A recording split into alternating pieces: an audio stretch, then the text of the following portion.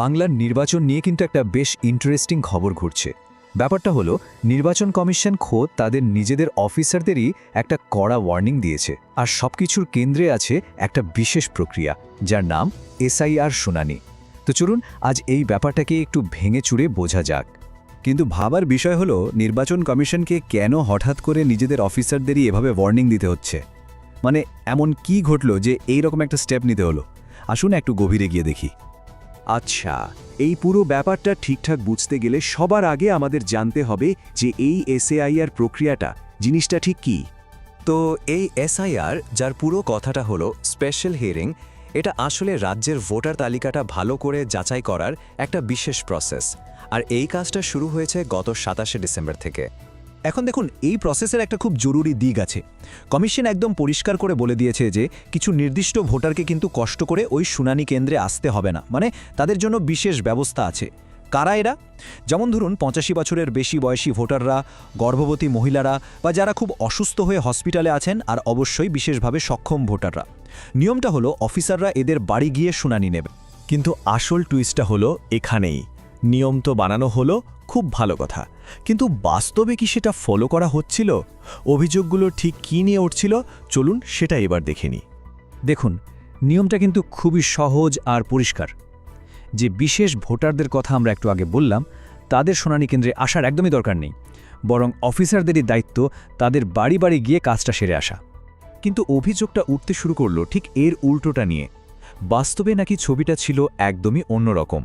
খবর আসতে শুরু করে যে অনেক জায়গাতেই এই নিয়মটা মানা হচ্ছে না, মানে অসুস্থ আর বয়স্ক ভোটারদেরও নাকি কেন্দ্রে আসতে বাধ্য করা হচ্ছে। সোজা কথায়, কমিশনের স্পষ্ট নির্দেশ থাকা সত্ত্বেও সেটাকে পাত্তা দেওয়া হচ্ছিল না। তো এই অভিযোগগুলো কানে আসতেই নির্বাচন কমিশন কিন্তু আর দেরি করেনি। ওরা ব্যাপারটাকে খুবই সিরিয়াসলি নিয়েছে, আর নিয়মটা যাতে ঠিকঠাক মতো পালন করা হয় তার জন্য কয়েকটা বেশ কড়া স্টেপও নিয়েছে। কমিশনের মেসেজটা ছিল একদম ক্রিস্টাল ক্লিয়ার। তারা পরিষ্কার বলে দিয়েছে, আর এখানে কোটেশনটা দেখলেই বোঝা যাবে যে নিয়ম যদি না মানা হয় তাহলে সংশ্লিষ্ট বুথ লেভেল অফিসার বা বিএলও এবং তাদের যারা সুপারভাইজার আছেন তাদের বিরুদ্ধে সরাসরি অ্যাকশন নেওয়া হবে। মানে বুঝতেই পারছেন, কমিশন এবার আর বিষয়টাকে একদমই হালকাভাবে নিচ্ছেন। তাহলে কমিশন ঠিক কী করল? মূলত দুটো বড় পদক্ষেপ নেওয়া হলো। প্রথমত, অফিসারদের সরাসরি ব্যবস্থা নেওয়ার ওয়ার্নিং দেওয়া হলো। আর দ্বিতীয়ত, বাড়িতে শুনানির যে ব্যাপারটা, সেটার একটা টাইমলাইনও ঠিক করে দেওয়া হলো। পরিষ্কার বলা হয়েছে যে এই শুনানি পর্বের একদম শেষ সপ্তাহে যারা যোগ্য ভোটার আছেন তাদের বাড়িতে গিয়ে এই কাজটা সেরে ফেলতে হবে। তবে গল্পটা কিন্তু শুধু এই ওয়ার্নিংয়ে শেষ নয়। কমিশন এর পাশাপাশি ভোটারদের আরও কয়েকটা বড় সমস্যার সমাধানের দিকেও মন দিয়েছে। যেমন একটা বড় উদাহরণ দিই, পরিচয়পত্রের সমস্যা।